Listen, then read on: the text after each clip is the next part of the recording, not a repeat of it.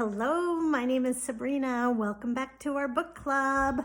Amanda Francis, Rich as Fuck, along with the journal. If you want to do the work inside of the journal. I bought the hard copy. I just like it better.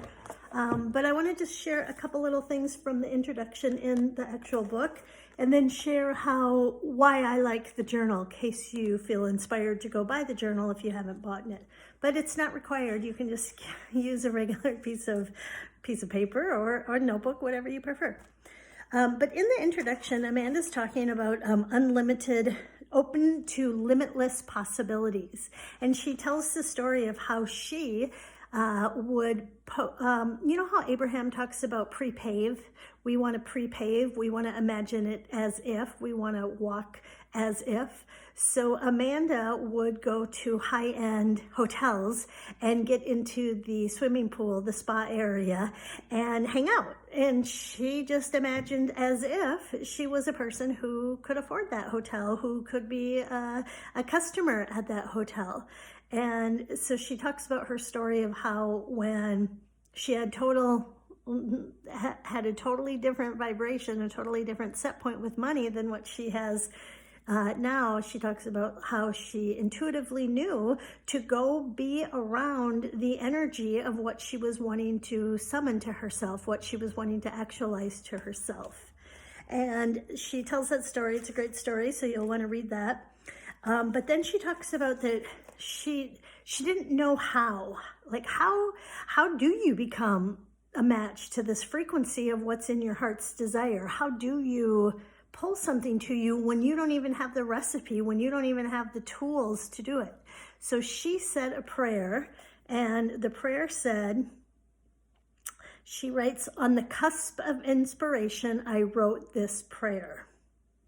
Teach me how to earn and receive money, and I promise to teach women everywhere to do the same." So that's what she did. She just asked, she prayed, she requested, she sent out the invitation to teach me how to save and receive, to earn and receive money, and I promise to teach women everywhere. And I just like that, because so often, like, I don't know what you're trying to manifest or summon unto yourself, but so often we don't, like, where do we even begin? What is step one? Like, how do I change my relationship with money, or how do I change my pattern with money? Well, step one, you can say a prayer, right? Just say a prayer. Teach me, show me. I am open, receptive, and available to look at things differently. Show me how to do this. Teach me how to do this.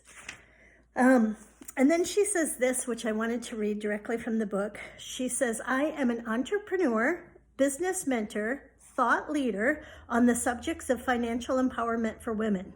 I am the sole owner of a multi-million-dollar coaching and online education company with users in 93 countries and in 85 clients in 85 countries. And I am here to change your life. I am here to change your life," she says. She ends the introduction by saying, "Trust yourself, trust the process, and believe you've got this. I love you, and I'm happy you're here." So the introduction's really good to hear her story, and you can read that yourself too. But I wanted to read to you and show you also about the journal. I don't know if if you kind of like your stuff to be like, what's nice about the hard copy, it matches, so it's like, so the consistency of the theme is all the same, and then it's a place to stay organized if that's something that you value, something that's important to you. But you can track do all the work inside this journal, and then it's like a nice keepsake. You know, like sometimes when you have something that you've put together and while you were doing the work, and then just imagine, I don't know how old you are, what your phase is, but just imagine you really want to create a new pattern, a new relationship with money, or a new relationship with something, and you're really unsure of how to do it. Just imagine if you had that all documented in a cute hardcover journal, and then maybe it would be something you would share in the future with your children or your grandchildren. Because in the future, your children, your grandchildren, for example, they're only going to know the you that has become this person that you are on the path to becoming. So they're not going to know, like, what? My mom used to like struggle with this. What? My mom like had these limiting beliefs. What? This used to be a challenge for my mom or my grandma. Like, I don't know. It's something I think is really beautiful about documenting your journal, documenting your story, documenting like how your beliefs changed and like what happened, you know, because you're going to have some great success stories and you might have some challenges, some things that show up that you weren't expecting either. But I want to read you a little bit what she talks about in the introduction. She says this journal is created as a sacred space for you. So you can look at it. And if you don't have this journal, again, you can just get your own. But look at it like this is your sacred space. You are calling, requesting, desiring a change for something.